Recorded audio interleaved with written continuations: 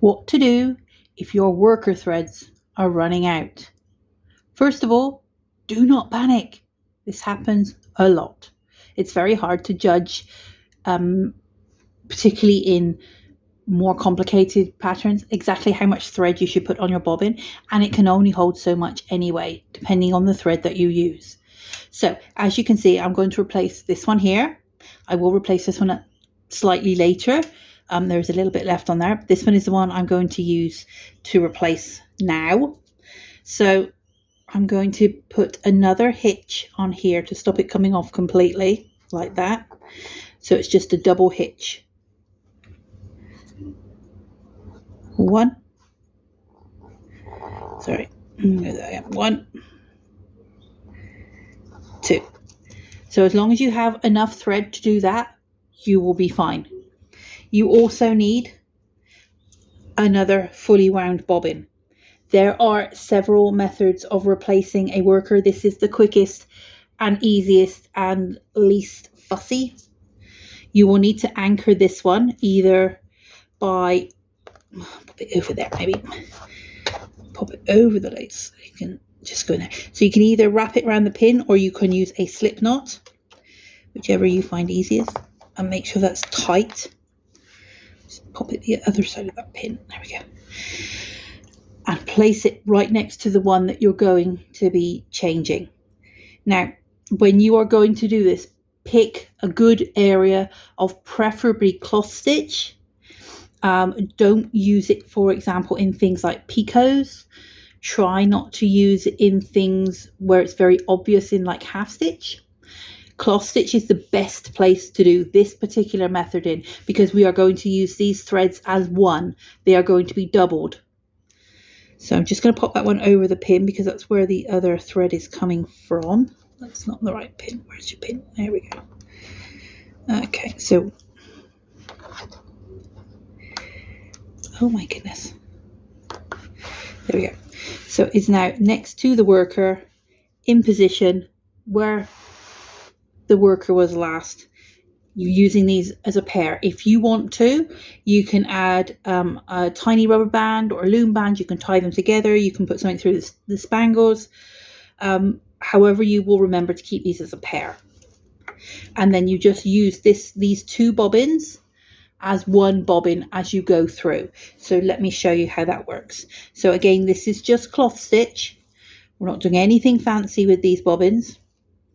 So just exactly as you would, pick the two up and move them as one bobbin. And this will produce a double line of thread going across. So again, let's pick them up as one, move them over. This is the simplest and easiest way. The other ways all involve knots and all sorts of other techniques. All you want to do with this one is just remember to use those two threads as one. I would suggest doing this for at least 2 rows.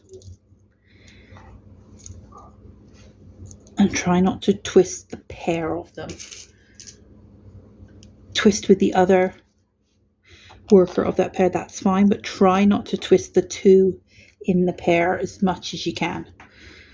Just straighten out my passives here, little tugs, all the way, and going back.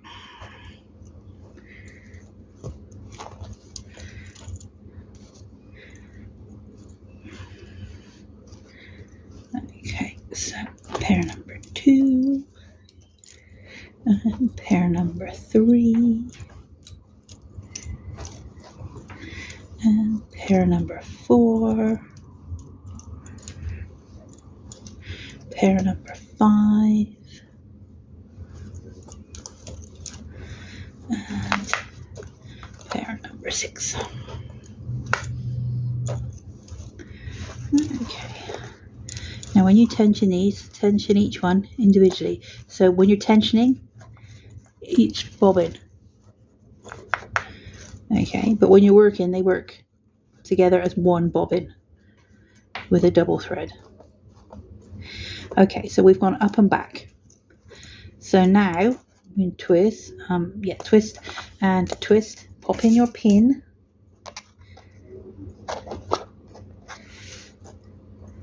Just check where my bead's going to be. It's not on this row, that's good. So do one stitch in your cloth stitch, tension, and then this one just pop to the back, and then carry on just as you would normally. And that is how you change from a worker with no thread to a worker with lots of thread. This also works with passives, but this particular method with the double thread is best worked in cloth stitch, because otherwise it can show, you can see the double thread. It's less likely to show in the cloth stitch because it's such a close weave, and because the threads are horizontal only. If you did this in half stitch, it will be very obvious because it's very open weave. If you did it in cloth stitch and twist, it could be obvious depending on the thread you used, but I would suggest that maybe it's not the best technique for those particular stitches. But this is how to change the worker bobbins when you're running out in cloth stitch.